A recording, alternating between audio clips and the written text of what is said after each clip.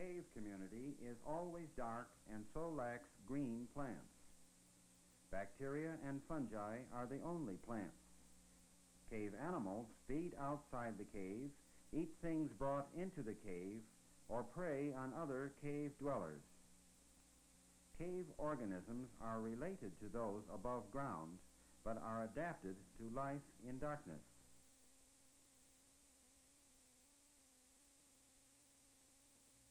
I'm a biologist interested in cave life.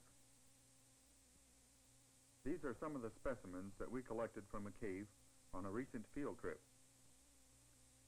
I also have notes on our observations. Caves, like outer space, offer many opportunities for further exploration. Thus, our interest in the unknown extends downward to the inside of the earth.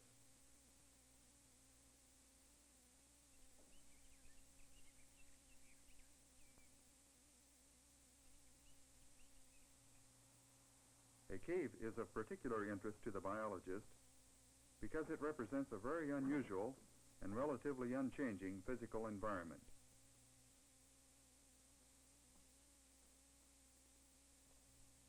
In the depths of a cave, there is constant darkness.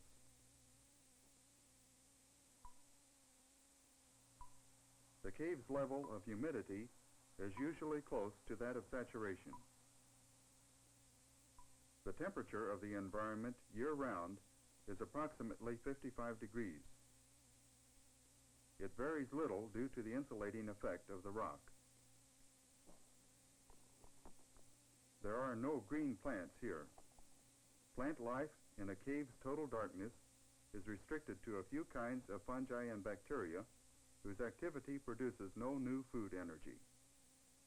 Nevertheless, life has successfully penetrated the isolation of the deep cave.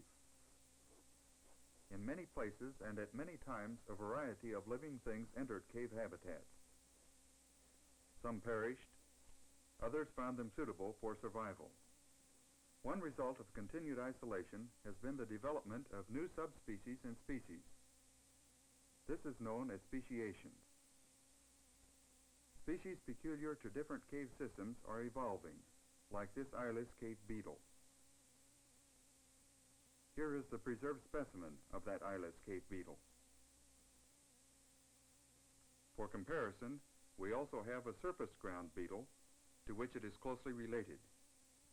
This one was collected above the ground in the same area. In a number of unconnected caves in the area, we have found different but related species, all related to the same surface relative. Such evidence is the basis for this diagram. New species or subspecies found in different caves of the same region have evolved from a common ancestor which once lived on the surface. Originally, this ancestor went down into the caves of that locality. This same thing occurs in other cave systems in many parts of the world. In different regions, of course, different animals will be found. It appears that it is the geographic isolation of unconnected cave systems that is primarily responsible for this speciation. In cases like these two caves that are not connected by an underground passage, the individuals cannot interbreed. And in time, two species are likely to develop. But in caves like these two that are connected by an underground passage, the individuals of a species will form a single interbreeding population and will remain a single species. In all cases, however, these creatures living in isolation underground are dependent upon energy from the surface world. Sometimes an occasional visitor, such as a raccoon, may bring in food from the outside. More often, surface waters wash in leaves and other organic matter.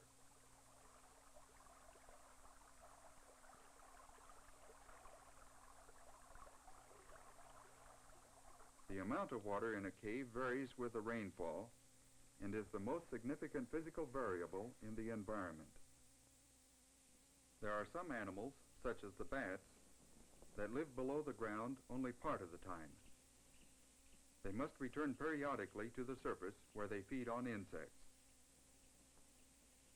Because they bring in food energy from outside the cave, bats provide one of the most important links in feeding the rest of the cave population. An extraordinary sonar apparatus, using very high-frequency sounds, allows them to navigate in confined spaces and total darkness. Only the lower frequencies of the sounds made by bats are audible to human ears.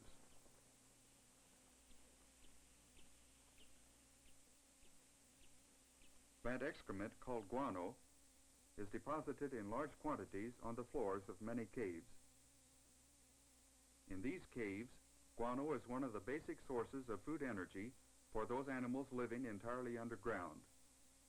Animals such as springtails, isopods, flatworms, harvestmen, and crickets. A biologist is concerned particularly with those cave organisms whose evolutionary modifications make it impossible for them to live elsewhere.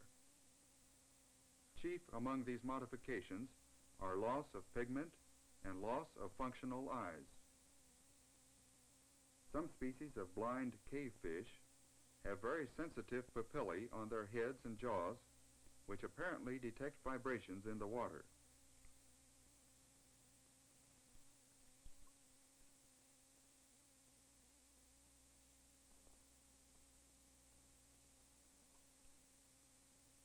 In addition to reduction of eyes and pigment, this cave crayfish has relatively longer and more sensitive antennae than related species with eyes and pigment that sometimes go into the cave.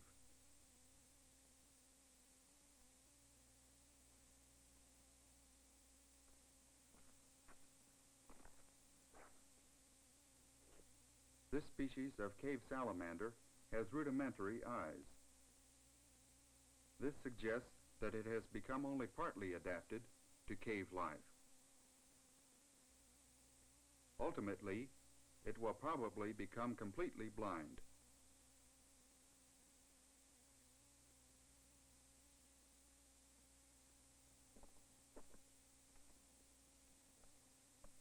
Terrestrial organisms, like the cave harvestmen, are extremely sensitive to variations in temperature, humidity, and air currents. The second pair of legs serves an antenna-like function to compensate for loss of eyes. Exploring the cave community furthers our knowledge of the regressive and adaptive characteristics of cave life. For example, why is it that cave animals are predominantly white and blind? We know that mutations resulting in the reduction of eyes and pigmentation occur throughout the animal kingdom. In the surface world, where protective coloring and sight are necessary for survival, such forms are likely to be eliminated. In the cave, however, where pigmentation and sight are not needed, such forms may survive. Mutation loss is quite regularly accompanied by the gain, through mutation and natural selection, of some compensatory trait, such as this blind crayfish's relatively longer and more sensitive antennae. This means that in certain environments, the new form is actually better equipped for survival than the original form. For the white and blind mutant, a cave is a favorable environment. If the roof of a cave falls in, so that the cave becomes lighted, its special population will probably become extinct. It is extremely unlikely that cave creatures could ever again adapt to surface environments. The price of survival has been extreme specialization and regressive evolution.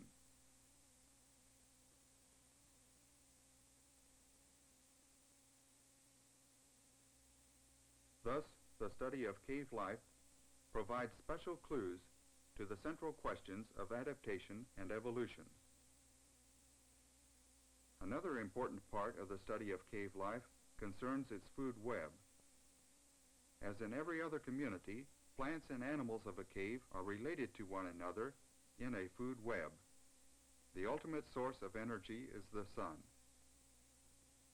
Green plants transform solar energy into a usable form.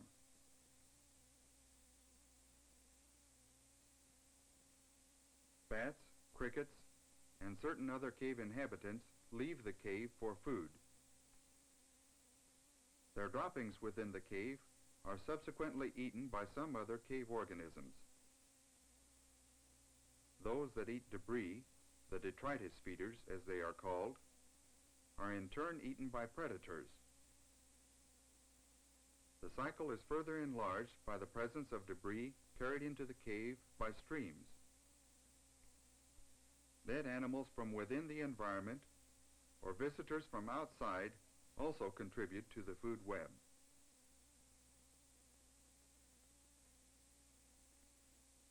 As an ecologist, I am trying to learn more and more about how the cave environment affects the plants and animals living within it.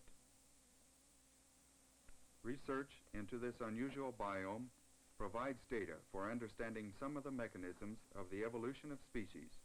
It also reveals the ecological interactions that occur in a community without light.